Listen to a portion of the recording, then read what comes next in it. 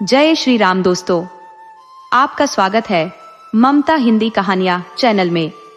यहाँ पर आपको मिलेंगी दिल को छू जाने वाली प्रेरणादायक कहानियां। अगर आपको हमारी कहानियां पसंद आए तो वीडियो को लाइक करें, चैनल को सब्सक्राइब करें और अपने सुझाव कमेंट में जरूर दें। आपके सहयोग से आपका अपना चैनल ज्यादा से ज्यादा लोगों तक पहुंच पाए। धन्यवाद।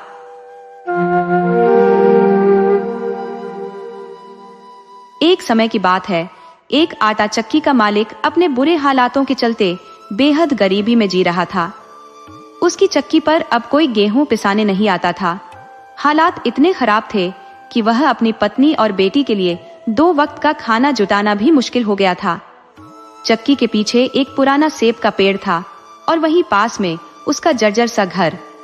अपनी जीविका चलाने के लिए उसे जंगल से लकड़ियां काटनी पड़ती थी, जिनको बेचकर जो थोड़े बहुत पैसे मिलते उसी से उसका गुजारा होता था। एक दिन जब वह लकड़ियां काटने जंगल गया तो उसने एक अजीब सा बूढ़ा व्यक्ति देखा। वह बूढ़ा पहले कभी इस जंगल में नहीं दिखा था। वह सीधा चक्की के मालिक के पास आया और बोला, क्यों बेटा, इतनी परेशान क्यों लग रहा है? मैं तेरी गरीबी दूर कर सकता हूँ, लेकिन बदले में तुझे मुझे वह चीज देनी होगी जो मैं मांगूंगा।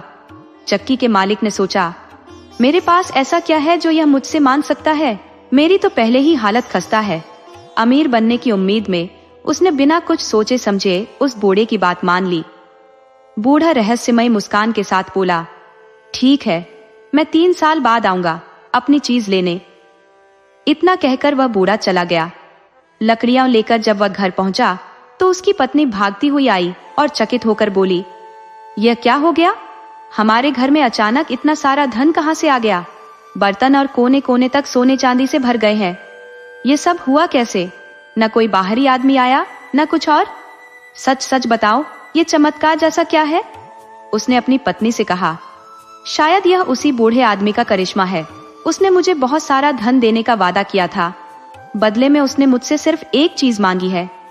पत्नी चिंतित होकर पूछने लगी, वह बूढ़ा इतने धन के बदले क्या मांग रहा था? चक्की का मालिक बोला, शायद वह सेब का पेड़ लेना चाहता होगा जो चक्की के पीछे खड़ा है। उसकी पत्नी ने उसकी बात सुनते ही अंदाजा लगा लिया कि वह बूढ़ा कोई साधारण इंसान नहीं, बल्कि कोई शैतानी ताकत है। वह सेब का पेड़ नहीं, बल्कि उस पेड़ के पास खेलती उनकी मासूम बेटी को छीनने आया है। यह ख्याल आते ही उसकी रूह कांप उठी। पति की लालच भरी बेवकूफी पर गुस्सा भी आया, जिसने बिना सोचे समझे उस शैतान से सौदा कर लिया था। अब वह समझ नहीं पा रही थी कि अपनी बेटी को उस दुष्ट से कैसे बचाए। चक्की के मालिक की बेटी जितनी सुंदर थी, उतनी ही गुणी भी। उसकी ईश्वर में गहरी आस्था थी। हर सुबह वह नहा धोकर ईश्वर की पूजा में जुट जाती और घंटों प्रार्थना करती। समय का पहिया तेजी से घूमा और 3 साल पलक झपकते निकल गए। एक दिन अचानक वही बूढ़ा उनके दरवाजे पर आ धमका। उसने चक्की के मालिक से अपनी बेटी सौंपने की मांग की। उसकी बात सुनते ही चक्की का मालिक सकते में आ गया। उसने कभी सपने में भी नहीं सोचा था कि उस बूढ़े ने धन के बदले उसकी बेटी का सौदा किया होगा। डर और पछतावे से भरा वह अपनी बेटी के पास पहुंचा, जो उस वक्त पूजा में लीन थी। वह बिना उसे कुछ बताए वापस बूढ़े के पास गया और कहा, मेरी बेटी अभी पूजा कर रही है, तुम कल आकर उसे ले जाना। बूढ़ा बिना कुछ बोले वहां से चला गया, लेकिन अगले दिन वह फिर आ धमका। उस दिन भी लड़की पूजा में व्यस्त थी। अब बूढ़ा गुस्से में चिल्ला पड़ा, अगर वह अपने हाथों से पूजा कर रही है तो उन हाथों को काट कर मुझे सौंप दे। जिया। चक्की के मालिक का चेहरा सफेद पड़ गया। वह हकलाते हुए बोला, बाबा, ये आप कैसी बात कर रहे हो? मैं अपनी ही बेटी के हाथ कैसे काट सकता हूँ? बूढ़ा भयंकर स्वर में गरजा, अगर तूने मेरी बात नहीं मानी तो मैं तेरी गर्दन मरोड़कर तुझे खत्म कर दूंगा और अपनी चीज लेकर जाऊंगा। उसकी यह बात सुनकर चक्की का मालिक पूरी तरह डर गया। उसकी जान सूख गई थी। वह अपनी बेटी के पास पहुंचा और सारी बात उसे बता दी। रोते हुए उसने कहा, बेटा, मैं तेरे हाथ नहीं काटूंगा तो वह मुझे मार देगा, लेकिन मैं तेरे साथ ऐसा अन्याय भी नहीं कर सकता। लड़की ने अपने पिता को सांत्वना दी। उसने कहा, पिताजी, जो ईश्वर की मर्जी है वही होगा, आप डरिए मत। और फिर उसने अपने दोनों हाथ उनके सामने फैला दिए। पिता ने कांपते हाथों से तेज धार वाले चाकू को उठाया। आंखों में आंसू भरकर उसने अपनी बेटी के हाथों पर वार किया। दोनों हाथ कटकर गिर गए। हाथ लेकर वह बूढ़े के पास पहुंचा। बूढ़े ने दोनों हाथ उससे ले लिए और बोला, अब तेरी यह लड़की तेरे किसी काम की नहीं है। अब तू इसे मेरे हवाले कर देना, मैं कुछ दिन बाद इसे लेने आऊंगा। चक्की का मालिक अपने इस पाप के लिए बहुत दुखी था, पर वह अब उस शैतान से छुटकारा भी नहीं पा सकता था, क्योंकि उसने बिना सोचे समझे पैसों के लालच में उसकी मांग स्वीकार कर ली थी। वह अपने इस कुकर्म के लिए अपनी बेटी से बार बार माफी मांगने लगा, पर उसकी बेटी अब अपने माता पिता के साथ नहीं रहना चाहती थी, क्योंकि शैतान से पैसा लेने के बाद उसके पिता का दिमाग ही बदल गया था। ईश्वर में विश्वास रखने वाली वह लड़की इस घर से कहीं दूर चली जाना चाहती थी, ताकि वह शैतान कोई नया गुनाह करने के लिए फिर उसके पिता को मजबूर न करे। माता पिता के लाख समझाने पर भी वह अगले दिन अपने घर से निकल पड़ी। चलते चलते शाम को वह एक सुंदर और बड़े बगीचे में पहुंची। दिन भर चलते रहने के कारण वह बहुत थक चुकी थी और साथ ही उसे बड़ी भूख भी लगी थी। बगीचे में नाशपाती के पेड़ों पर 2-4 पकी नाशपातियां लटक रही थी। उन्हें देखकर उस लड़की की भूख और बढ़ गई, पर उन तक पहुंचना उसके बस का नहीं था, क्योंकि एक तो फल बड़ी ऊंचाई पर लगे थे और दूसरे उसके हाथ ही नहीं थे। वह अपनी लाचारी पर बहुत दुखी हुई और वहीं जमीन पर बैठकर ईश्वर का ध्यान करने लगी।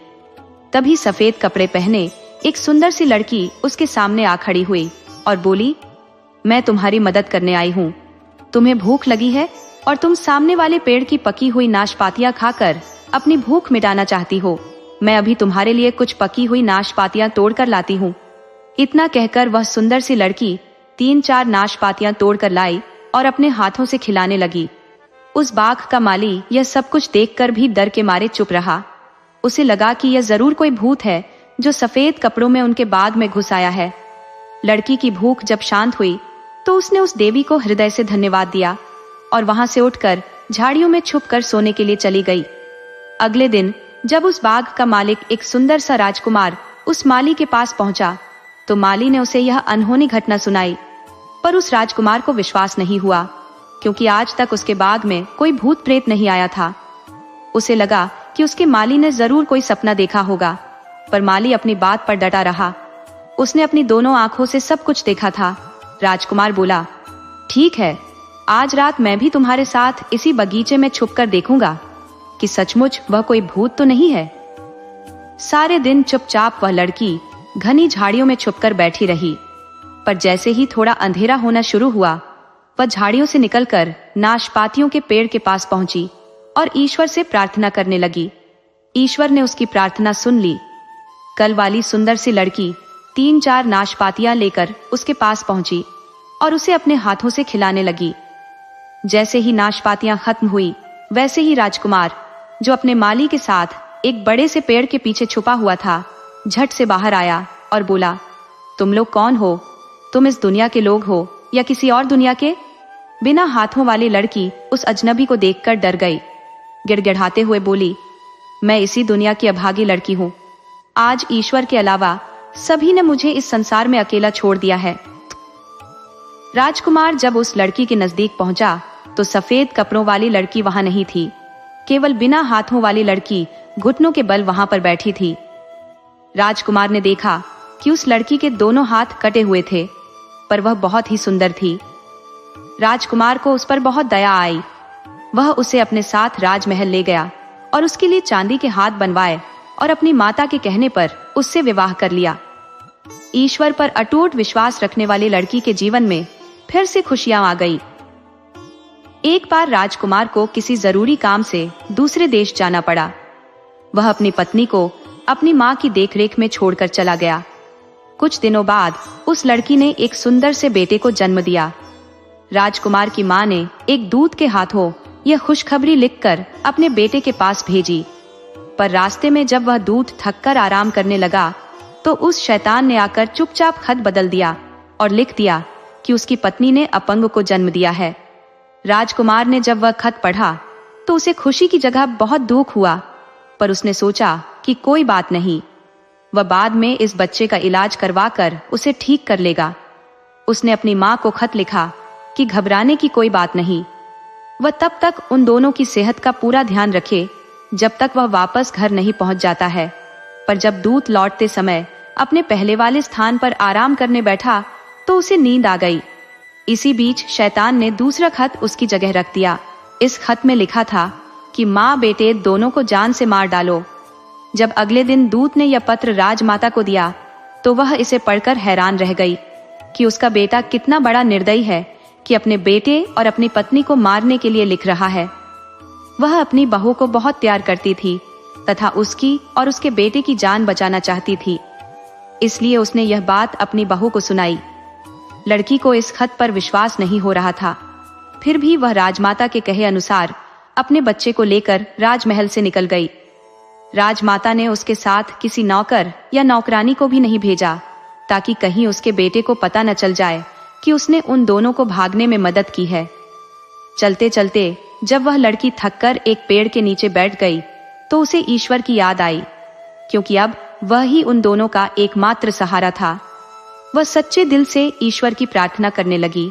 जैसे ही उसने आंखें खोली तो अपने सामने एक सफेद कपड़े पहने सुंदर सी स्त्री को देखकर हैरान रह गई। वह स्त्री बोली, तुम घबराओ नहीं बेटी, साथ में ही एक छोटा सा घर है, मैं तुम्हें वहीं ले चलती हूँ। उसने लड़की से उस बच्चे को अपनी गोद में ले लिया और उस छोटे से घर की ओर चल दी। जैसे ही वे तीनों उस घर के सामने पहुंची तो एक अधेड़ उम्र की औरत, जिसका चेहरा बहुत चमक रहा था, उस लड़की को पकड़कर घर के अंदर ले गई। उस औरत ने जैसे ही उसके हाथ छुए, उसके हाथ सचमुच के हो गए और चांदी वाले हाथ जमीन पर गिर पड़े। लड़की यह सब देखकर हैरान होकर उस औरत के पैरों पर गिर पड़ी। तब वह औरत उसे उठाती हुई बोली, घबराओ मत बेटी, ईश्वर ने तेरी सहायता के लिए मुझे भेजा है। तूने आज तक पूरी श्रद्धा से ईश्वर की पूजा की है, इसी से खुश होकर उसने मुझे तेरे पास भेजा है। अब तुझे कोई दुख नहीं होगा। इधर अपना काम खत्म करने के बाद जब राजकुमार वापस अपने महल में आया तो उसने अपनी माँ से अपनी पत्नी और अपने बच्चे के बारे में पूछा। राजकुमार की माँ अपने बेटे से पहले ही बहुत नाराज थी। उसने भी उसे खूब खरी खोटी सुनाई, पर राजकुमार ने तो ऐसा कोई खत दूत को नहीं दिया था जिसमें उसने दोनों को मारने की बात लिखी हो। वह यह जानकर बहुत दुखी हुआ कि उसकी माँ ने उन दोनों को मरवा डाला है। उसने इस दुख के कारण खाना पीना भी छोड़ दिया। जब राजकुमार की माँ को विश्वास हो गया कि उसने उन दोनों को मरवाने के लिए नहीं लिखा था तो उसने अपने बेटे को सारी बातें सच सच बता दी। राजकुमार बिना अन्न जल ग्रहण किए अपनी पत्नी और बच्चे को ढूंढने निकल पड़ा। उन दोनों को ढूंढते ढूंढते साल भी खत्म होने को आया, कहीं भी पता नहीं चला। शहर शहर भटकने के बाद राजकुमार एक बार उसी जंगल में पहुंच गया जहां वह लड़की अपने बच्चे के साथ रह रही थी। इतने बड़े जंगल में एक छोटा सा घर देखकर वह बड़ा हैरान हुआ। उसने डरते डरते उस घर के दरवाजे को खटखटाया तो एक अधेड़ उम्र की औरत ने दरवाजा खोला। उसे देखते ही बोली, आइए राजकुमार, इस छोटे से घर में आपका स्वागत है। आपने यहाँ आने का कष्ट कैसे किया? राजकुमार बोला, मैं काफी दिनों से अपनी पत्नी और बच्चे को ढूंढ रहा हूँ, पर उनका आज तक कहीं पता नहीं चला। उस औरत ने राजकुमार के सामने खाने पीने की कई चीजें रखी, पर राजकुमार ने कुछ नहीं खाया। वह बोला, कुछ भी खाने की इच्छा मुझे नहीं है, मैं यहाँ पर कुछ देर आराम करना चाहता हूँ, अगर आप आज्ञा दें तो। वह औरत बोली, क्यों नहीं राजकुमार, आप इसी बिस्तर पर आराम कीजिए। राजकुमार उस औरत की आज्ञा पाकर वहीं उसी बिस्तर पर आंखें बंद करके लेट गया। तभी उसे अंदर से कुछ बातें करने की आवाजें सुनाई दी। वह औरत कह रही थी, बाहर जाकर देख, तेरा पति और इस बच्चे का पिता तुम दोनों को ढूंढता हुआ यहाँ आ पहुंचा है, तू बाहर जाकर उससे मिल। तभी उसे किसी के बाहर आने की आहट सुनाई दी। राजकुमार ने झट से अपनी आंखों पर हाथ रख लिया ताकि वह चुपके से उस औरत का चेहरा देख सके। उस लड़की ने धीरे से उस राजकुमार के पास आकर उसे पहचानने की कोशिश की, पर उसकी बड़ी हुई दाढ़ी से वह उसे नहीं पहचान पाई। पर राजकुमार झट से अपनी पत्नी को पहचान गया। जब उसने उस लड़की के हाथों में बच्चे को देखा तो उसे लगा कि यह कोई और औरत होगी, क्योंकि उसकी पत्नी के हाथ तो सचमुच के नहीं बल्कि चांदी के थे। वह बात की सच्चाई जानने के लिए एकदम उठकर बैठ गया। उसे नजदीक से देखकर उसकी पत्नी उसे पहचान गई और बोली, मैं आपकी अभागी पत्नी और यह आपका अभागा बेटा है। राजकुमार को उस औरत की बात पर विश्वास नहीं हो रहा था कि यह सचमुच के हाथों वाली औरत उसकी पत्नी है। तभी वही अधेड़ उम्र की औरत चांदी के 2 हाथ लिए तेजी से बाहर आई। वह उन दोनों हाथों को राजा के सामने रखती हुई बोली, ईश्वर ने इसकी पूजा और भक्ति से खुश होकर इसे इसके असली हाथ वापस कर दिए हैं। यही आपकी पत्नी है। राजकुमार यह सुनकर खुशी से उछल पड़ा। उसने उस स्त्री तथा ईश्वर को धन्यवाद दिया और अपने बेटे एवं अपनी पत्नी को लेकर अपने महल में वापस आया, जहां पर राजमाता ने बड़ी धूमधाम से सबका स्वागत किया। अंत में शैतान को उस लड़की का पीछा छोड़ना पड़ा। दोस्तों, आपको कहानी कैसी लगी? अपने सुझाव कमेंट करना न भूले। तो चलिए आज की अगली कहानी शुरू करते हैं।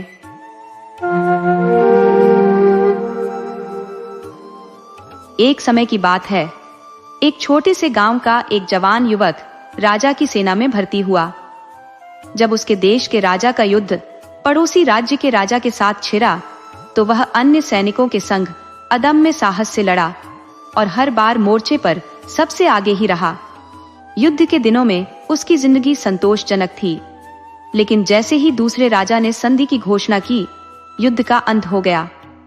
अब राजा को इतनी बड़ी फौज की आवश्यकता नहीं थी, इसलिए उसने सेनापति को आदेश दिया कि सेना में से अनेक सैनिकों को मुक्त कर दिया जाए। इसी आदेश के तहत उस जवान को भी सेना से हटा दिया गया। सेना से निकाले जाने के बाद वह अपने भाइयों के पास लौट आया, क्योंकि उसके माता पिता का पहले ही निधन हो चुका था। उसने सोचा कि अपने भाइयों के साथ कुछ समय व्यतीत करेगा, परंतु उसके दोनों भाइयों ने स्पष्ट कर दिया कि वे उसे लंबे समय तक अपने पास नहीं रख सकते। उन्होंने कहा, हमारा तो खुद का गुजारा मुश्किल से चलता है, तुम्हें कैसे संभालेंगे? इस ठुकराए जाने के बाद युवक के पास गांव छोड़ने के अलावा कोई विकल्प नहीं बचा। भारी मन से वह अपने गांव से विदा हुआ। उसके पास केवल वे हथियार थे जो सेना में भर्ती होने पर मिले थे और उसे वापसी के समय लौटा दिए गए थे। अपनी बंदूक कंधे पर टांगे वह चल पड़ा। चलते चलते वह एक ऐसे स्थान पर पहुंच गया जहां दूर दूर तक घने पेड़ों का साम्राज्य फैला था। थकान से चूर होकर वह एक विशाल वृक्ष के नीचे बैठ गया। वहीं बैठकर अपने दुर्भाग्य पर विचार करने लगा। उसने सोचा, न मेरे पास धन है, न कोई कला, अब मैं कौन सा काम खोजूं? शायद मुझे भूख से मरना पड़ेगा। तभी एक तेज हवा का झोंका आया। उसने इधर उधर नजर घुमाई तो देखा कि उसके सामने एक अजनबी खड़ा है। उस व्यक्ति ने हरे रंग का भव्य गाउन पहना हुआ था और उसकी कदकाठी किसी संपन्न व्यक्ति जैसी लग रही थी, लेकिन उसके एक पैर का आकार घोड़े के पैर जैसा था। वह व्यक्ति बोला, मैं जानता हूं कि तुम क्यों परेशान हो। मैं तुम्हें ढेर सारा धन दे सकता हूं, लेकिन पहले तुम्हारी परीक्षा लूंगा। मैं यह देखना चाहता हूं कि क्या तुम इस संपत्ति का सही उपयोग करोगे या इसे व्यर्थ कर दोगे, और यह भी कि क्या तुम भय से कांपोगे। नौजवान सिपाही ने गर्व से छाती चौड़ी करते हुए कहा, एक सिपाही और डर, ये दोनों बातें एक साथ मुमकिन नहीं। तुम मुझे परख सकते हो? हरे गाउन में खड़ा अजनबी मुस्कुराया और बोला, ठीक है, तो अब पीछे मुड़कर देखो। जैसे ही सिपाही ने पलटकर देखा, उसके रोंगटे खड़े हो गए। थोड़ी ही दूरी पर एक विशाल रीछ खड़ा उसे घूर रहा था। रीछ ने जैसे ही उसकी ओर छलांग लगाई, सिपाही ने तुरंत अपनी बंदूक संभाली और गोली चला दी। रीछ वहीं गिरकर ढेर हो गया। इस बहादुरी को देख अजनबी ने कहा, अब मुझे यकीन हो गया कि तुम एक सच्चे योद्धा हो, लेकिन मेरी एक शर्त है जिसे तुम्हें स्वीकार करना होगा। सिपाही ने गंभीरता से कहा, अगर मेरी आत्मा इसकी इजाजत देती है तो मैं तुम्हारी शर्त मानने को तैयार हूं। अजनबी ने गहरी आवाज में कहा, शर्त यह है कि आने वाले 7 साल तक तुम नहाओगे नहीं, न दाढ़ी मूछ बनवाओगे, न बाल कटवाओगे और न ही अपने हाथ पैर के नाखून काटोगे। ईश्वर की पूजा करना भी तुम्हारे लिए मना होगा। इन 7 सालों में तुम्हें जो कपड़े मैं दूंगा बस वही पहनने होंगे। अगर इन 7 वर्षों के दौरान तुम मरे तो तुम्हारी आत्मा मेरी होगी, लेकिन यदि तुम जीवित बच गए तो मैं तुम्हें इतनी दौलत दूंगा कि तुम अपनी जिंदगी आराम से बिता सकोगे। तुम्हारे कपड़ों की जेबें हमेशा धन से भरी रहेंगी। सिपाही, जिसने अपना भविष्य अंधकारमय मान लिया था, कुछ पल सोचता रहा और फिर अजनबी की शर्तों को मान लिया। ये सुनकर अजनबी ने मरे हुए रीछ की खाल उतारी और सिपाही के हाथों में थमाते हुए कहा, अब से यही खाल तुम्हारा ओवरकोट और बिस्तर दोनों होगी, तुम किसी और बिस्तर पर नहीं सो सकते। इसके बाद उसने वही खाल सिपाही के कंधों पर डाल दी और उसे एक नया नाम दिया, रीछ की खाल वाला। अजनबी की बात खत्म होते ही वह हवा में गुम हो गया। सिपाही ने जब खाल को कंधे पर डाला तो वह एक ओवरकोट में बदल गई। उसने जेब में हाथ डाला तो पाया कि वह सिक्कों से भरी थी। अजनबी का वादा सच्चा साबित हुआ। अब उसके पास दौलत भी थी और एक नई पहचान भी। अब वह नौजवान सिपाही भी उस घने जंगल से बाहर निकला। उसने मन ही मन सोचा कि अपनी मजबूरी के कारण उसे उस शैतान की सारी शर्तें माननी पड़ी है। वह ईश्वर की प्रार्थना भी नहीं कर सकता, पर वह इस धन से गरीब लोगों का भला तो कर सकता है। इतने सारे धन का उसे क्या करना। 1 साल तो किसी तरह बीत गया, पर दूसरा साल शुरू होते ही उसका सारा मुंह दाढ़ी और सिर के बालों से ढक गया। हाथों और पैरों के नाखून भी बहुत पड़ गए। महीनों न नहाने की वजह से पूरा शरीर मिट्टी से भर गया था।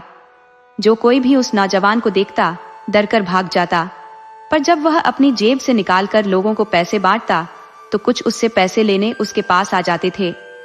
वह उन सब से अनुरोध करता कि वह ईश्वर से उसके लिए प्रार्थना करे कि वह इन 7 सालों के बीच में मरे नहीं। पैसे लेने वाले लोग उसके लिए प्रार्थना करते। वह जहां कहीं भी रहने की जगह ढूंढता तो घर का मालिक डर के मारे उसे अपने घर में जगह देने से भी कतराते थे। अगर वह किसी सराय या होटल में जाता तो मालिक उसे दूर से ही भगा देते, पर जब वह उन्हें ढेर सारा पैसा दिखाता तब कहीं जाकर उसे रहने के लिए कोई अकेला सा कमरा वे दे देते। इसी तरह धीरे धीरे 3 साल बीत गए और चौथा साल शुरू हो गया। अब तो उसकी शक्ल बहुत ही भयानक हो गई। रीछ के बालों के कोट की तरह ही उसकी सारी शक्ल हो गई। लोगों को यह पहचानना भी मुश्किल हो गया कि वह कोई आदमी है या 2 पैरों वाला कोई वनमानुष। चौथे साल में एक बार घूमते घूमते एक सराय में कुछ दिन रहने के लिए वह पहुंचा, पर सराय के मालिक को केवल उसकी आवाज ही सुनाई दी। उसका चेहरा उसे दिखाई नहीं दिया। उसके पास खड़े रहना भी उस सराय के मालिक के लिए मुश्किल हो गया, क्योंकि उस नौजवान के शरीर से बहुत बदबू आ रही थी।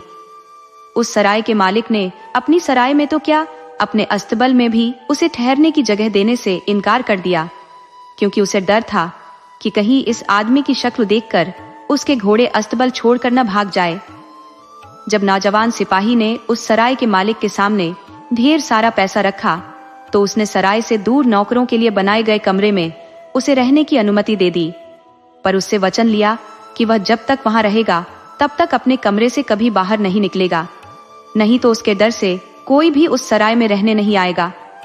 नौजवान सिपाही ने उसकी सारी शर्तें मान ली, पर जब शाम के समय नौजवान सिपाही अकेला अपने कमरे में बैठा सोच रहा था कि उसके 7 साल पूरे क्यों नहीं हो रहे हैं, वह इतनी भयंकर जिंदगी और कैसे जी सकता है, तभी उसे अपने बराबर वाले कमरे से किसी आदमी के जोर जोर से रोने की आवाज आई। वह बड़े ही दयालु प्रकृति का इंसान था, अतः अपने कमरे का दरवाजा खोलकर बाहर निकला। उसने देखा कि साथ वाले कमरे में एक बूढ़ा आदमी अपना सिर पीट पीट कर रो रहा है। रीछ की खाल वाला वह नौजवान उसके पास पहुंचा तो उसकी चीखें बाहर तक सुनाई देने लगी। वह बूढ़ा डर के मारे अपने कमरे से भागना चाहता था। तब नौजवान सिपाही ने उसका हाथ पकड़कर उसे भागने से रोका और बड़े ही प्यार से उसके रोने का कारण पूछा। उस रीछ की तरह दिखाई देने वाले आदमी से इंसानों की आवाज में बात करने पर बूढ़े आदमी का डर कुछ कम हुआ। उसने बताया कि वह जुए में सब कुछ हार गया है, उसके पास अब 1 पैसा भी नहीं है, वह सराय का बिल भी नहीं चुका सकता, अब उसे इस सराय का मालिक जेल भेज देगा। वह नौजवान बोला, तुम पैसों की चिंता मत करो, मेरे पास बहुत पैसा है। इतना कहकर उसने अपनी जेबों से ढेर सारा पैसा निकालकर उस बूढ़े के हाथों में रख दिया और बोला, अब तुम्हें रोने और दुखी होने की जरूरत नहीं है, तुम इससे सराय का पैसा चुका सकते हो, याद थी। इतना कहकर उस नौजवान ने उस बूढ़े को और ढेर सारा धन अपने घर ले जाने के लिए दिया।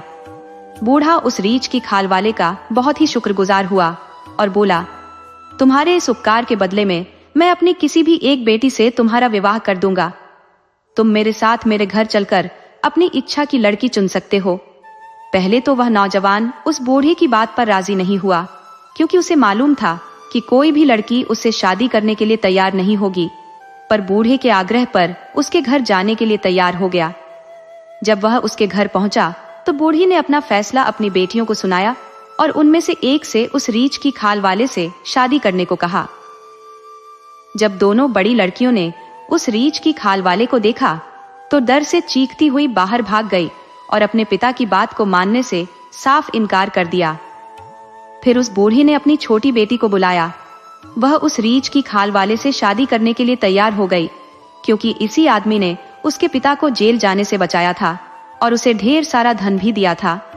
उसे लगा कि यह आदमी जरूर कोई भला इंसान होगा, नहीं तो कौन किसकी सहायता करता है।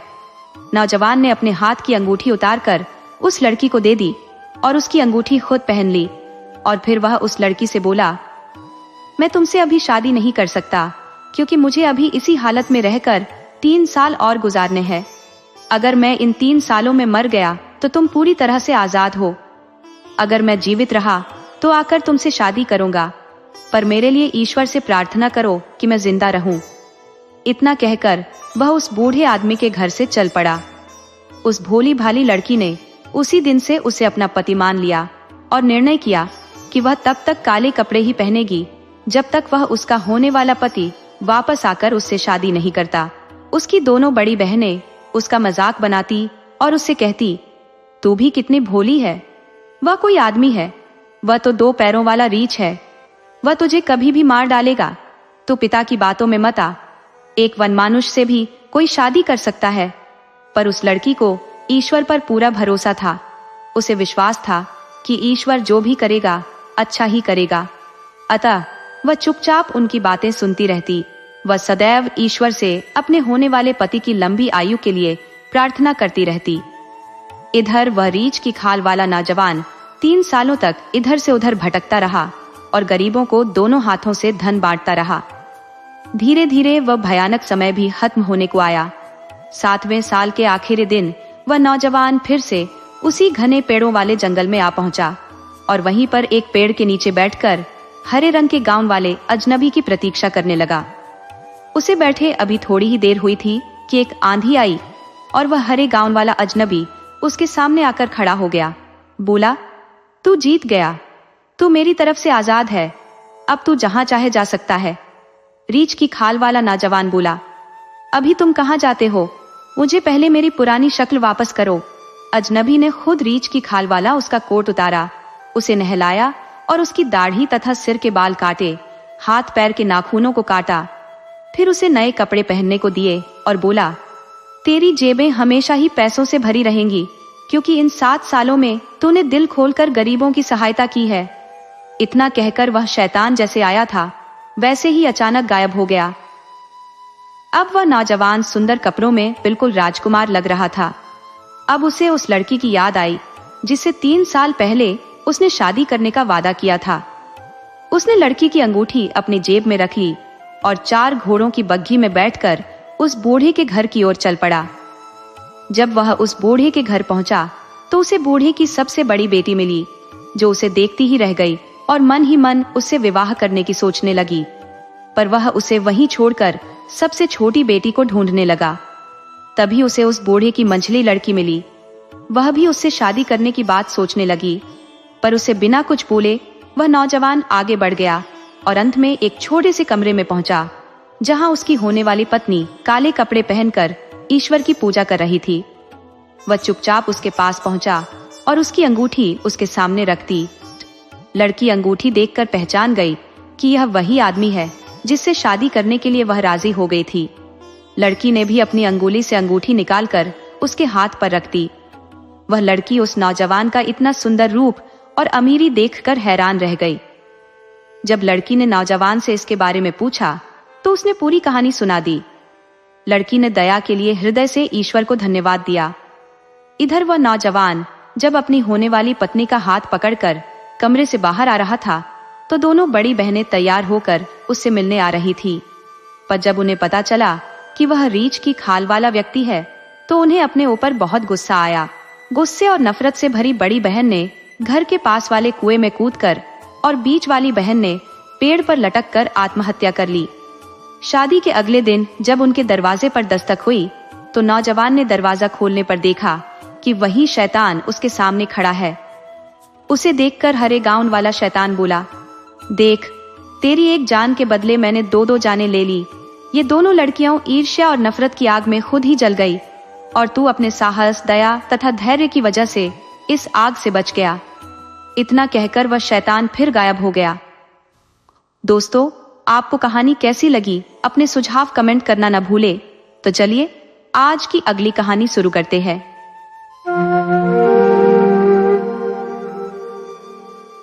बहुत समय पहले की बात है। एक राजा था जो अपनी अद्भुत बुद्धिमत्ता और गहन ज्ञान के लिए न केवल अपने राज्य में बल्कि अन्य दूर दराज के प्रदेशों में भी प्रसिद्ध था। ऐसा माना जाता था कि इस दुनिया में शायद ही कोई ऐसी वस्तु हो जिसके बारे में वह न जानता हो। उसकी तेज नजर से न तो कोई चीज बच पाती थी और न ही कोई व्यक्ति। लेकिन राजा की एक अजीब आदत थी। हर दिन दोपहर के भोजन के बाद जब घर के सभी लोग भोजन समाप्त करके उठ जाते और खाने की मेज पूरी तरह से साफ कर दी जाती, तब राजा अकेले खाने के कमरे में बैठता। ऐसे समय में उसका विश्वसनीय सेवक चांदी के एक ढक्कन वाले बर्तन में कुछ लेकर आता और बिना कुछ कहे मेज पर रखकर चला जाता। इसके बाद राजा चुपचाप उस बर्तन को खोलता, उसमें से कुछ खाता और फिर उसे वैसे ही बंद कर देता। घर के किसी भी व्यक्ति को यह पता नहीं था कि उस चांदी के बर्तन में क्या रखा होता है। यहाँ तक कि राजा के सबसे विश्वसनीय सेवक को भी इस रहस्य की जानकारी नहीं थी, क्योंकि उसे भी वह बर्तन खोलने की अनुमति नहीं थी। लेकिन एक दिन उस सेवक के मन में यह गहरी जिज्ञासा जाग उठी कि आखिर उस बर्तन में ऐसा क्या है जिसे राजा इतनी गोपनीयता से रखता है। वह अपनी इस तीव्र उत्सुकता को रोक नहीं पाया। उसने ठान लिया कि वह इस रहस्य से पर्दा जरूर उठाएगा। उस दिन जब सेवक वह बर्तन लेकर राजा के पास जा रहा था, उसने महल के एक सुनसान कमरे के कोने में जाकर उसे खोला। उसने देखा कि उसमें एक छोटा सा सफेद सांप उबाल कर रखा गया था। साथ ही सफेद रंग के चम्मच, छुरी और कांटा भी उसमें थे। सेवक ने सोचा कि यह क्या विशेष चीज हो सकती है जिसे राजा अकेले में खाता है। अपनी जिज्ञासा शांत करने के लिए उसने सांप का एक छोटा टुकड़ा काटकर अपने मुंह में रख लिया। जैसे ही उसने वह टुकड़ा चखा, उसे महल के बाहर बैठी चिड़ियों की आवाजें साफ साफ सुनाई देने लगी। ऐसा लगा जैसे वह उनकी भाषा को पूरी तरह समझ सकता है। तब वह सेवक चुपचाप उस कमरे की खिड़की के पास खड़ा हो गया और ध्यान से पक्षियों की बातचीत सुनने की कोशिश करने लगा। वे दोनों चिड़ियाओं अपने अपने अनुभव बांट रही थी, खेतों, खलिहानों और बागों में बिताए कल के दिनों की कहानियां। सफेद सांप का वह टुकड़ा खाने के बाद सेवक को अब पशु पक्षियों की भाषा समझने की अनोखी शक्ति मिल चुकी थी। यह सोचकर वह शांतिपूर्वक वापस गया और चांदी का कटोरा राजा की मेज पर रखाया। उसी दिन महल में एक विचित्र घटना घटी। रानी की कीमती हीरे जड़ी अंगूठी कहीं खो गई। रानी ने तुरंत शक राजा के उस भरोसेमंद सेवक पर किया, क्योंकि महल के हर कोने में आने जाने की इजाजत केवल उसी को थी। राजा ने उसे बुलाकर सख्त लहजे में पूछा कि अंगूठी कहाँ है। सेवक ने साफ इनकार कर दिया और कहा कि उसने अंगूठी को कहीं नहीं देखा। लेकिन राजा ने उसकी कोई बात नहीं सुनी। उसने कड़ी चेतावनी दी कि अगर अगली सुबह तक अंगूठी का पता नहीं चला तो उसे जेल में डाल दिया जाएगा। यह धमकी सेवक के दिल में डर और निराशा भर गई। वह बार बार अपनी बेगुनाही की दुहाई देता रहा, लेकिन राजा पर उसका कोई असर नहीं हुआ। इस डर और हताशा के बीच सेवक तालाब के किनारे जाकर बैठ गया। वह सोचने लगा कि अब उसकी मौत तय है, क्योंकि अंगूठी का पता लगाना उसके बस से बाहर था। वह आंसुओं के बीच अपनी किस्मत को कोस रहा था, जब अचानक उसने तालाब में तैरती सफेद बतखों की बातचीत सुनी। एक बतख दूसरी से कह रही थी, मेरे पेट में कुछ अजीब सा चुभ रहा है। सुबह जब रानी इस तालाब में हाथ धोने आई थी, तब उसकी अंगूठी पानी में गिर गई। मैंने उसे निगल लिया और अब वही अंगूठी मेरे पेट में दर्द कर रही है। यह सुनते ही सेवक के चेहरे पर उम्मीद की चमक लौट आई। वह बिना देर किए तालाब में कूदा बतख को पकड़ा और जल्दी से महल की रसोई में ले गया। उसने रसोइये से कहा, आज रात के भोजन के लिए इस बतख को काटो। उसकी आवाज में एक नई ऊर्जा थी, मानो उसने अपनी जान बचाने का रास्ता ढूंढ लिया हो। रसोइये ने कहा, ठीक है, तुम इसे यहीं छोड़ जाओ, मैं बाद में काटूंगा। पर बेचारे सेवक को शांति कहाँ थी? वह तो अपनी मौत के डर से परेशान था। सो उसने खुद ही उस बतख को काटने के लिए बड़ा सा चाकू उठाया और उसका पेट चीर दिया। सचमुच ही उसके पेट से हीरे की बड़ी सी अंगूठी बाहर आ गिरी। अब वह सेवक खुशी खुशी उस अंगूठी को राजा के पास ले गया और अपनी बेगुनाही साबित की। राजा उससे बहुत खुश हुआ और उसे कहा कि वह जो कुछ भी मांगेगा वह उसे जरूर देगा। सेवक ने राजा से विनती की, हे महाराज, मैंने आपकी बहुत दिनों से बड़ी लगन और सच्चाई से सेवा की है, पर अब मैं कुछ दिनों के लिए छुट्टी पर जाना चाहता हूँ। इसके लिए मुझे कुछ धन की और एक तेज घोड़े की जरूरत है। अगर आप मुझ पर कृपा करें तो ये दोनों चीजें मुझे इनाम में दे दे। राजा ने उसकी विनती सहर्ष स्वीकार कर ली। राजा का सेवक यात्रा के लिए बहुत सारा धन लेकर और घोड़े पर सवार होकर देश विदेश की यात्रा पर निकल पड़ा। वह अपनी यात्रा पर जा रहा था कि रास्ते में उसे एक तालाब मिला, जिसके एक किनारे पर 3 मछलियां पानी से बाहर पड़ी तड़प रही थी। वह झट से घोड़े से उतरा और उन तीनों मछलियों को उठाकर तालाब में डाल दिया। पानी में पहुंचते ही तीनों मछलियां खुश होकर बोली, हम तीनों तुम्हें याद रखेंगी और जब तुम्हें जरूरत होगी हम तुम्हारे काम आएंगी, क्योंकि तुमने हमारी जान बचाई है। सेवक मछलियों की बात सुनकर खुशी खुशी वहां से आगे बढ़ गया। काफी देर चलने के बाद वह थोड़ा आराम करने के लिए एक पेड़ के नीचे रुका तो देखा कि कौवा कौवी अपने छोटे छोटे बच्चे को चोंच मार मार कर अपने घोंसले से निकाल रहे थे और साथ में बोलते भी जा रहे थे, अब तुम सब बच्चे बड़े हो गए हो, निकलो हमारे घोंसले से, अब अपना भोजन तुम खुद ढूंढो, हम तुम्हें और नहीं खिला सकते। कौवे के बच्चे बड़ी जोरों से चीख पुकार कर रहे थे और अपने माता पिता से प्रार्थना कर रहे थे कि वे उन्हें कुछ दिन और इस घोंसले में रहने दे। थोड़ा और बड़े होने पर वे खुद ही यह घोंसला छोड़ देंगे। कौवा उन्हें रखने के लिए तैयार नहीं था। वह चाहता था कि जितनी जल्दी वे उसके घर से जाएंगे उतनी जल्दी वे स्वावलंबी हो सकेंगे। उस सेवक को उन बच्चों पर बहुत तरस आया। उसने अपने लिए जो खाने का सामान इकट्ठा किया था वह सब उस पेड़ के नीचे उन बच्चों के लिए छोड़ दिया और थोड़ी देर बाद वहां से उठकर चला गया। कौवे के बच्चों ने जब खाने का इतना सारा सामान देखा तो बड़ी ही कृतज्ञता से बोले, हम तुम्हें हमेशा याद रखेंगे और तुम्हारी इस दया का प्रतिदान जरूर चुकाएंगे, क्योंकि तुमने हमें भूखों मरने से बचाया है। उनकी यह बात सुनकर सेवक आगे चल दिया। चलते चलते वह एक बड़े से नगर में पहुंचा। इस नगर में चारों ओर बड़ी भीड़ थी और सड़कें भी लोगों से भरी थी। भीड़ से गुजरते हुए उस सेवक ने एक आदमी से पूछा, भाई, यहाँ पर इतनी भीड़ क्यों लगी हुई है? आदमी बोला, हमारे राजा की एक बेटी है। राजा अपनी बेटी के लिए कोई बहादुर और सुंदर सा वर ढूंढ रहे हैं, मगर उस लड़के को अपनी बहादुरी के करिश्मे दिखाने पड़ेंगे। कुछ नवयुवकों ने बहादुरी के कुछ कारनामे दिखाने की कोशिश की थी, पर उन सबको अपनी जान से हाथ धोने पड़े। सेवक वहां से राजमहल की ओर चल पड़ा। जब वह राजमहल के पास पहुंचा तो उसने राजकुमारी को अपने महल की खिड़की पर खड़ा देखा, जो सचमुच बहुत सुंदर थी। उस सुंदर राजकुमारी के आगे यह जान क्या चीज है? खतरा मोल लेने में क्या हर्ज है? अगर मर गया तो सेवक की जिंदगी से छुटकारा मिल जाएगा और जीवित बच गया तो एक सुंदर राजकुमारी का पति बनकर ऐश करेगा।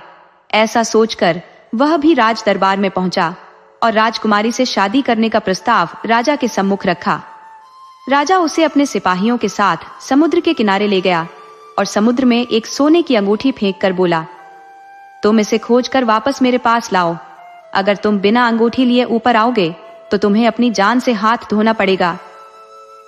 वह सेवक समुद्र में घुसा, पर इतनी गहराई में डुबकी लगाना इतना आसान नहीं था। उसे उसी समय 3 मछलियों की याद आई जिनकी जान उसने बचाई थी। उसके याद करते ही वे तीनों मछलियां अंगूठी लेकर उसके सामने हाजिर हो गई। सेवक ने उन तीनों मछलियों को हृदय से धन्यवाद दिया और अंगूठी लेकर कुछ ही देर में समुद्र से बाहर आ गया। राजा यह देखकर बहुत हैरान हुआ। सेवक ने राजा की बेटी से विवाह करने की मांग की तो उसने दूसरी शर्त उसके सामने रख दी। राजा के सैनिक उसे महल के बाहर वाले बगीचे में ले गए। वहां पर उन्होंने एक बोरी में भरा बाजरा जमीन पर बिखेर दिया। राजा ने आज्ञा दी कि अगले दिन सुबह तक सारा बाजरा बोरी में भरा होना चाहिए, नहीं तो उसे अपनी जान से हाथ धोना पड़ेगा। मिट्टी से बाजरा बीनना भी कोई आसान काम न था। पूरे दिन वह यह काम करता रहा, पर जब थक गया तो उसे कौवे के बच्चे याद आए। जैसे ही चारों तरफ अंधेरा छाया, वैसे ही कौवे के बच्चे उसका सारा बाजरा चुग कर बोरे में डालने लगे और सुबह तक बोरी बाजरे से पूरी तरह भर गई। वहां एक भी दाना जमीन पर नहीं मिला। दूसरी शर्त भी पूरी करने पर वह सेवक राजा के पास उसकी बेटी का हाथ मानने गया, पर राजा अभी भी उससे अपनी बेटी की शादी करने के लिए तैयार नहीं था। उसने सेवक के सामने एक नई और आखिरी शर्त रखी, क्योंकि इस शर्त को पूरा करना किसी के भी बस की बात नहीं थी। राजा को पक्का विश्वास था कि उसकी नई शर्त को यह लड़का पूरा नहीं कर सकेगा। वह शर्त थी उसकी बेटी के लिए सोने का सेब लेकर आना। बेचारे सेवक को पता ही नहीं था कि सोने का सेब सचमुच होता भी है, और अगर होता है तो कहाँ होता है। वह इसी सोच में अपने घोड़े पर चढ़कर सोने के सेब की खोज में निकल पड़ा, पर कहाँ जाए। इसी सोच में वह उस राजा के राज्य की सीमा से बाहर आकर एक जंगल में घुस गया। चलते चलते जब वह थक गया तो घोड़े से उतरकर एक पेड़ के नीचे बैठकर आराम करने लगा। तभी एक सोने का सेब उसके सामने आकर गिरा। सेब देखकर वह बहुत हैरान हुआ। उसने ऊपर निगाह दौड़ाई तो कौवे के बच्चों को पेड़ पर बैठे देखा। उस सेवक ने उन्हें अपने पास बुलाया और उनसे उस सेब के बारे में पूछना चाहा, पर उन बच्चों ने कुछ नहीं बताया और बोले, हमने जैसे ही सुना कि तुम्हें सोने का सेब लाने की शर्त पूरी करनी है तो हम इसकी खोज में निकल पड़े, और बड़ी ही मुसीबतों के बाद यह हमें मिला और अब यह तुम्हारे सामने है। तुम इसे राजा के पास ले जाओ और राजकुमारी से विवाह कर लो, क्योंकि इस बार राजा और कोई शर्त नहीं रखेगा। यह सोने का सेब तुम्हारे लिए भी भाग्यशाली है। सेवक खुशी खुशी राजा के पास पहुंचा और सोने का सेब उसके सामने रख दिया। राजा के पास अब और कोई बहाना नहीं बचा। जो इस सोने के सेब को ले आया, उससे बढ़कर बहादुर और साहसी और कौन हो सकता है। यह सोचकर राजा ने खुशी खुशी अपनी बेटी का विवाह उस सेवक के साथ कर दिया। सोने का सेब भी उसी को इनाम में दे दिया, क्योंकि यह सेब उसकी बेटी के जीवन में खुशियां लाया था। दोस्तों, आपको कहानी कैसी लगी अपने सुझाव कमेंट करना न भूले। तो चलिए आज की अगली कहानी शुरू करते हैं।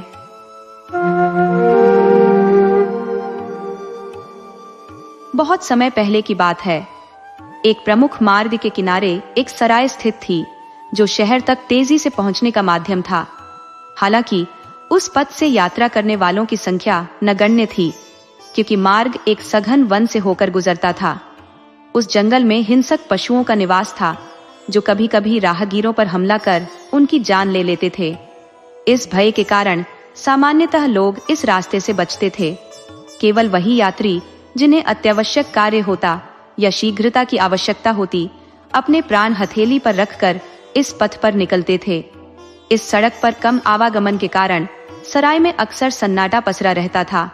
सराय का स्वामी अधिकतर समय खाली बैठा रहता और समय काटने के लिए इधर उधर ताक झांक करता रहता। सराय का मालिक एक नेक दिल इंसान था। उसका हृदय करुणा से भरा हुआ था। जो भी यात्री सराय में ठहरता, उसे वह पूरे सम्मान और अपनापन के साथ सेवा प्रदान करता। यदि कोई यात्री भोजन और विश्राम के बाद पूरी रकम चुका पाने में असमर्थ होता, तो भी वह कभी किसी के साथ कठोरता नहीं बरतता। जरूरतमंद और निर्धन यात्री अक्सर सराय में आते, और जब वे किराया देने में अक्षम होते तो वह उनसे हल्का फुल्का काम करवा लिया करता था। एक दिन एक यात्री सराय में ठहरने आया। उसका नाम सामंत था और वह पेशे से कुम्हार था। मिट्टी के घड़े, कलसी और अन्य पात्र बनाकर बेचने का कार्य करता था। उसने सराय में रुककर भोजन किया और रात भर विश्राम किया। प्रातःकाल जब अन्य यात्री अपनी यात्रा पर निकलने से पहले किराया चुकाते थे, सामंत के पास ऐसा करने के लिए धन नहीं था। सामंत ने सराय के स्वामी की उदारता और परोपकारिता के किस्से सुन रखे थे। वह जानता था कि यदि कोई उसकी प्रशंसा कर दे तो वह अत्यंत प्रसन्न होता है और धन के लिए किसी पर दबाव नहीं डालता। सुबह सराय छोड़ने से पहले सामंत ने कहा, आपकी महिमा की चर्चाएं मैंने पहले भी सुनी थी, लेकिन अब स्वयं अनुभव किया है आप यात्रियों का व्यवहार अपने सगे संबंधियों जैसा करते हैं। ऐसी उदारता कहीं और देखने को नहीं मिलती। मेरे पास आपको देने के लिए पर्याप्त धन नहीं है, लेकिन कुछ साधारण मिट्टी के बर्तन और रंगीन खड़िया मिट्टी के टुकड़े हैं जिन्हें मैं आपको भेंट कर सकता हूँ। हालांकि वे आपके किराए के बराबर नहीं होंगे। सामंत की प्रशंसा से सराय का मालिक अभिभूत हो गया। उसने हंसते हुए कहा, भाई, मुझे इन चीजों की कोई आवश्यकता नहीं है। तुम्हारे पास पैसे नहीं है तो कोई बात नहीं, तुम निश्चिंत होकर जा सकते हो। सामंत ने मुस्कुराते हुए कहा, ये रंगीन खड़िया मिट्टी बहुत खास है, इससे अकल्पनीय चीजें संभव है। ये कहते हुए उसने दीवार पर खड़िया से एक पक्षी का चित्र उकेरा। जब उसने चित्र में अलग अलग रंग भरे तो वो पक्षी मयूर के रूप में प्रकट हुआ। सराय का मालिक चित्र को देखकर हतप्रभ रह गया। उसने कहा, वाह, ऐसा प्रतीत होता है मानो सचमुच का मयूर हो। सामंत ने रहस्यमय अंदाज में जवाब दिया, अभी तो और भी चमत्कार देखने को मिलेंगे। अब यह मयूर सजीव हो जाएगा। उसने चित्र की ओर देखते हुए 2 बार ताली बजाई और फिर जैसे कोई जादू हुआ हो, मयूर सजीव हो उठा। उसने अपनी गर्दन हिलाई, दीवार से नीचे उतरकर पंख फैलाए और नाचने लगा। यह अद्भुत दृश्य देखकर सराय में मौजूद सभी लोग आश्चर्य में डूब गए। चित्र का सजीव हो जाना उनके लिए बिल्कुल नया अनुभव था। सबने सामंत की विलक्षण कला और शक्ति की प्रशंसा की। फिर सामंत ने कहा, अब देखिए, यह मयूर फिर से तस्वीर में बदल जाएगा। उसने 3 बार ताली बजाई। मयूर ने नाचना बंद किया, वापस दीवार की ओर बढ़ा और पहले की तरह चित्र में समा गया। सामंत ने सराय वाले से कहा, यह जादुई मयूर मैं आपको भेंट कर रहा हूँ। जब आप इसे जीवित करना चाहें तो 2 बार ताली बजाइए और इसे फिर तस्वीर बनाना हो तो 3 बार ताली बजाइए। यह मयूर आपके सरायखाने के लिए वरदान साबित होगा। लोग इसे देखने आएंगे और आपका व्यवसाय बढ़ेगा। लेकिन याद रखिए, यदि इस कमरे में केवल एक व्यक्ति मौजूद होगा और आप मयूर को जीवित करेंगे तो वह तुरंत मर जाएगा। इस बात का विशेष ध्यान रखें। यह कहकर सामंत वहां से चला गया। इसके बाद सराय वाले ने इस अद्भुत मयूर का प्रदर्शन शुरू कर दिया। जब ग्राहक भोजन के लिए आते तो वह उत्साहित होकर कहता, मैं आपको एक अनोखा खेल दिखाने जा रहा हूँ जो आप किसी और सराय में नहीं देख पाएंगे। वह दीवार के पास खड़ा होकर 2 बार ताली बजाता। चित्र का मयूर तुरंत जीवित हो जाता और नाचना शुरू कर देता। ग्राहक अपनी थाली भूलकर इस जादुई नृत्य में खो जाते। कुछ देर बाद सराय वाला 3 बार ताली बजाता और मयूर दीवार में समा जाता। इस जादुई खेल से सराय की ख्याति दूर दूर तक फैल गई और ग्राहक बढ़ने लगे। ऐसी आश्चर्य वाली घटना को फैलने में देर नहीं लगती है। जो सुनता अवाक रह जाता। दिन प्रतिदिन सरायखाने में लोगों की भीड़ बढ़ने लगी। सब जादुई मयूर का नाच देखने के लिए आते। वे लोग जल्दी जल्दी भोजन कर लेते, भोजन का पैसा भी पूरा चुका देते, फिर मयूर का नाच देखने का आग्रह करते। सराय वाला तब अपने ग्राहकों को संतुष्ट करने के लिए मयूर का नाच दिखाता। देखते देखते उस उपेक्षित सरायखाने में लोगों का जमघट लगने लगा। सराय वाले का भाग्य जाग उठा। अब वह बहुत अमीर बन गया था। एक दिन रात में एक व्यक्ति सरायखाने में आया। वह दूसरे देश का एक धनी व्यापारी था। उसने सराय वाले को कहा, मैंने सुना है कि तुम्हारे इस सरायखाने में एक जादू के मयूर का नाच होता है, क्या यह सच है? सराय वाले ने कहा, जी बिल्कुल सच है। व्यापारी बोला, मैं मयूर का नाच देखूंगा, इसके लिए मैं तुम्हें एक थैली सोने की मोहर दूंगा। सराय वाले ने कहा, आप थोड़ी देर प्रतीक्षा कीजिए और कुछ लोग आ जाएं तो एक साथ सबको नाच दिखाऊंगा। व्यापारी बोला, नहीं नहीं, कोई आदमी नहीं रहेगा। जादुई मयूर का नाच मैं अकेले देखना चाहता हूँ। ये लो सोने की मोहर की थैली। एक थैली सोने की मोहर पाकर सराय वाला बहुत खुश हो गया। कुम्हार सामंत की बात उसे याद नहीं रही। उसने कहा, आप बैठिए, अभी आपको मयूर का नाच दिखाता हूँ। ये जो आप दीवार पर मयूर की तस्वीर देख रहे हैं, मैं उसे जिंदा कर दूंगा। उसके बाद वह घूम घूम कर नाच दिखाएगा। ये कहकर उसने 2 बार ताली बजाई। तभी तस्वीर वाला मयूर हिलने डुलने लगा, लेकिन वह कूदकर जमीन पर नहीं उतरा। ऐसा लग रहा था मानो हिलने डुलने में उसे बहुत कष्ट हो रहा है। धीरे धीरे अत्यंत कष्टपूर्वक वह जमीन पर उतरा, परंतु नाच नहीं सका। खड़े खड़े वह थर थर कांपने लगा। फिर एक तरफ लुढ़क कर उसने प्राण त्याग दिए। पल भर में सारी घटनाएं घट गई। मयूर जमीन में समाकर एक तस्वीर बनकर रह गया।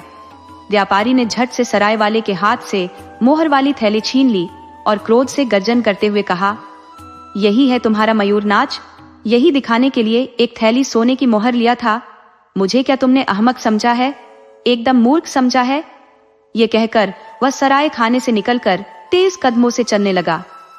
सराय वाले को कुम्हार सामंत की बातें याद आईं। वह अपना सिर पीट पीट कर कहने लगा, हाय हाय, क्यों मैं सोने की मोहर के लोभ में पड़ गया? कुम्हार सामंत ने मुझे एक व्यक्ति के सामने मयूर का नाच दिखाने से मना किया था। उसकी बात अनसुनी कर क्यों मैंने सर्वनाश को आमंत्रित किया। हाय हाय, अब कोई ग्राहक मेरे सराय खाने में नहीं आएगा। सराय वाले ने बड़ी आशा के साथ कई बार तालियां बजाईं, पर तस्वीर वाला मयूर जीवित नहीं हुआ। रात बहुत बीत गई थी। सराय वाला घनघोर नींद में था। तभी हठात एक बांसुरी की आवाज सुनकर उसकी नींद टूट गई। इतनी रात को उसके दरवाजे पर कौन बांसुरी बजा रहा है, ये देखने के लिए वह दरवाजा खोलकर बाहर निकला। देखा, वही सामंत बांसुरी बजा रहा है। खुले दरवाजे से वह भीतर आया और मयूर की तस्वीर के पास खड़े होकर बांसुरी बजाने लगा। कुछ ही देर में वह मयूर जीवित हो उठा। वह सामंत के पीछे पीछे चलते चलते रात्रि के अंधकार में विलीन हो गया। उसके बाद उन्हें फिर किसी ने नहीं देखा। दोस्तों, आपको कहानी कैसी लगी अपने सुझाव कमेंट करना न भूले। तो चलिए आज की अगली कहानी शुरू करते हैं।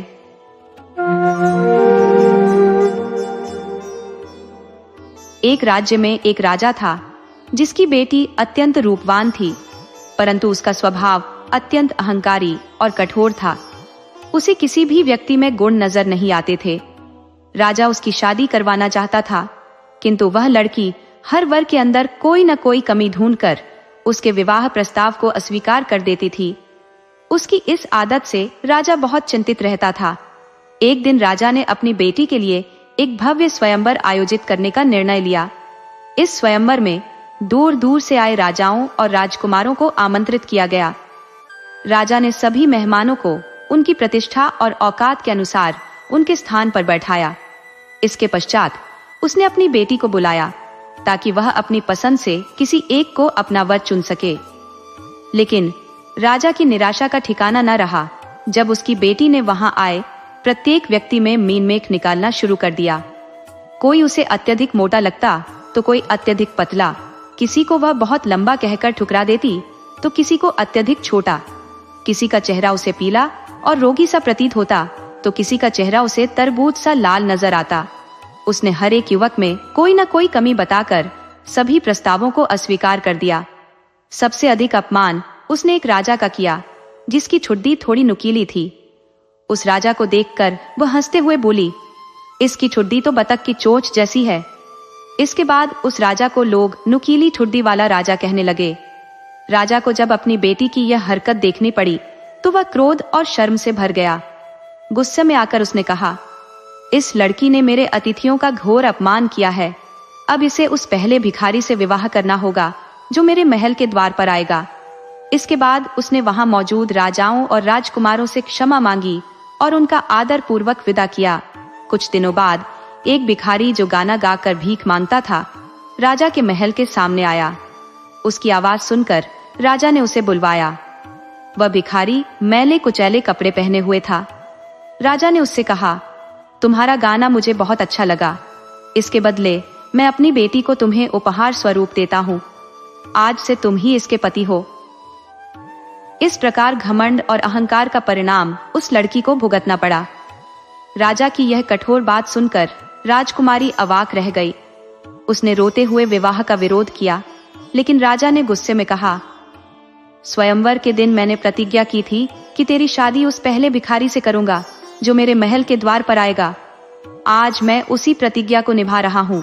राजकुमारी की आंसू और विनती राजा के फैसले को बदल नहीं सके। राजा ने उसी क्षण राजपुरोहित को बुलवाया और अपनी बेटी का विवाह उसी भिखारी गायक के साथ करवा दिया। विवाह संपन्न होते ही राजा ने कठोरता से कहा, अब तुम मेरी बेटी नहीं बल्कि एक भिखारी की पत्नी हो। भिखारी की पत्नी का इस महल में कोई स्थान नहीं। अब तुम्हें अपने पति के साथ ही जाना होगा। राजकुमारी ने भारी मन से अपने पिता के महल को अलविदा कहा और अपने भिखारी पति के साथ चल पड़ी। उनके पास न कोई सवारी थी, न कोई सुविधा। पैदल ही उन्हें रास्ता तय करना पड़ा। चलते चलते जब वे एक घने और खूबसूरत जंगल के पास पहुंचे तो राजकुमारी ने पूछा, यह शानदार जंगल किसका है? भिखारी ने जवाब दिया, यह नुकीली ठुड्डी वाले राजा का है। यदि तुमने उससे विवाह किया होता तो आज यह तुम्हारा होता। राजकुमारी के मन में पछतावा जागा। वह धीमे स्वर में बोली, काश मैंने उसी राजा से शादी कर ली होती। जंगल पार करने के बाद वे एक भव्य शहर के पास पहुंचे। राजकुमारी ने फिर पूछा, यह खूबसूरत नगर किसका है? भिखारी ने कहा, ये भी नुकीली ठुड्डी वाले राजा का है। राजकुमारी ने लंबी सांस भरते हुए कहा, काश मैं उससे विवाह कर लेती। भिखारी ने उसकी यह बात सुनी तो नाराज होकर बोला, यह मुझे बिल्कुल पसंद नहीं कि तुम मेरी पत्नी होते हुए भी किसी और के बारे में सोचो। आखिरकार वे दोनों एक छोटे से खपरेल वाले घर के पास पहुंचे। भिखारी ने कहा, यही हमारा घर है, अब हमें यहीं रहना होगा। घर इतना तंग था कि उसमें मुश्किल से 2 लोग रह सकते थे। दरवाजे इतने छोटे थे कि अंदर जाने के लिए झुकना पड़ता था। राजकुमारी ने निराश होकर पूछा, यहाँ नौकर चाकर कहाँ है? भिखारी ने हंसते हुए जवाब दिया, नौकर चाकर?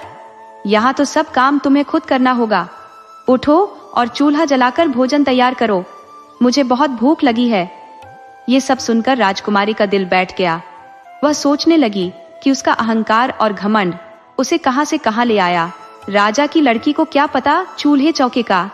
वह यह सब सुनकर रोने लगी, क्योंकि उसे तो कुछ काम करना नहीं आता था।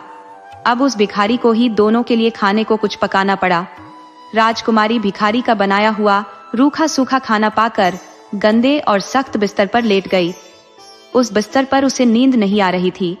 वह रह रहकर अपने आप को कोस रही थी, क्योंकि इस सब के लिए उसका घमंड जिम्मेदार था। अगले दिन उसके पति ने उसे सुबह तड़के ही जगा दिया कि वह जंगल से कुछ लकड़ियां चुनकर लाए। राजकुमारी को लकड़ियां चुनने के लिए जंगल में जाना पड़ा। इसी तरह रोते धोते कुछ दिन बीत गए। घर में जो थोड़ा बहुत खाने का सामान था वह भी खत्म होने लगा। तब भिखारी पत्नी से बोला, देखो, ऐसे हाथ पर हाथ धरे बैठे रहने से काम नहीं चलेगा। हम दोनों को कुछ काम करना पड़ेगा। मैं भीख मांगना नहीं चाहता, क्योंकि एक राजकुमारी मेरी पत्नी है। अब हमें कुछ ऐसा करना पड़ेगा जिससे हम दोनों इज्जत की जिंदगी बिता सके। मैं जंगल से कुछ बांस इकट्ठा करके लाऊंगा, तुम उससे टोकरियां तैयार करना। इतना कहकर भिखारी जंगल से बांस इकट्ठे करने चला गया। वापस आकर उसने बांसों को बारीक बारीक छीलकर टोकरी बुनने शुरू की और साथ में राजकुमारी को भी बुनने सिखाई। पर सख्त बांसों से राजकुमारी के कोमल हाथों से खून निकलने लगा। राजकुमारी के जख्मी हाथों को देखकर भिखारी बोला, यह टोकरी बनाना तुम्हारे बस की बात नहीं। तुम रुई से सूत काता करो, मैं तुम्हारे लिए रुई और चरखा ला दूंगा। अगले दिन भिखारी अपनी पत्नी के लिए चरखा और कुछ रुई ले आया। पर जब राजकुमारी ने सूत काटना शुरू किया तो तकले से उसकी अंगुलियों से खून निकलना शुरू हो गया। ये देखकर भिखारी बोला, देखा, तुम किसी भी काम के लायक नहीं हो। तुमसे शादी करके तो मैंने बहुत बड़ी मुसीबत मोल ले ली। अब मुझे कोई और काम ढूंढना पड़ेगा जिसे तुम आसानी से कर सको और तुम्हारे हाथों से खून भी न निकले। मिट्टी के बर्तन बनाने का काम ही तुम्हारे लिए सबसे ठीक रहेगा। मैं मिट्टी के बर्तन बनाऊंगा और तुम उन्हें बाजार में बेच कर आना।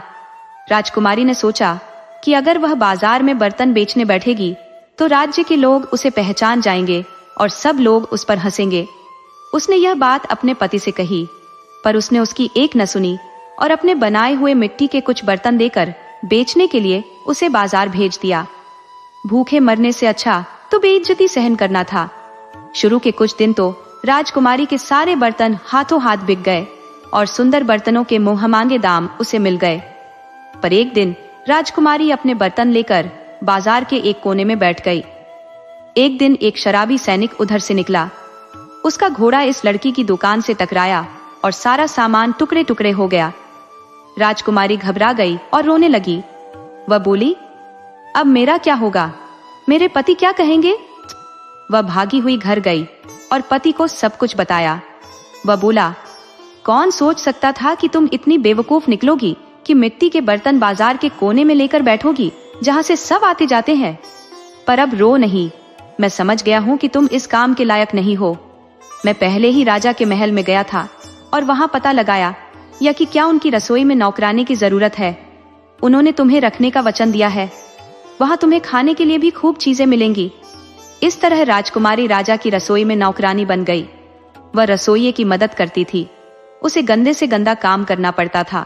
आखिर में उसे बचा हुआ गोश्त वगैरह दे दिया जाता था। उससे वह और उसका आदमी अपना काम चलाते थे। अभी उसे आए हुए बहुत दिन नहीं हुए थे, तभी उसने सुना कि राजा का सबसे बड़ा बेटा उसी तरफ से शादी करने के लिए जाने वाला था। वह भी खिड़की से बाहर झांकने लगी। सब तैयारी थी। सभा की पूरी चमक दमक धूमधाम वहां दिख रही थी। वह दुखी होकर अपनी बदकिस्मती के बारे में सोच रही थी। उसे अपने अहंकार की याद करके बेहद दुख हो रहा था, जिसकी वजह से उसे इतना गिरना पड़ा। नौकरों ने उसे बढ़िया गोश्त दिया। इसने उसे अपनी टोकरी में रख लिया ताकि घर ले जा सके। जब वह बाहर निकल रही थी, तभी अचानक राजा का पुत्र मखमली और रेशमी वस्त्र पहने, गले में सोने की जंजीर डाले हुए वहां आया।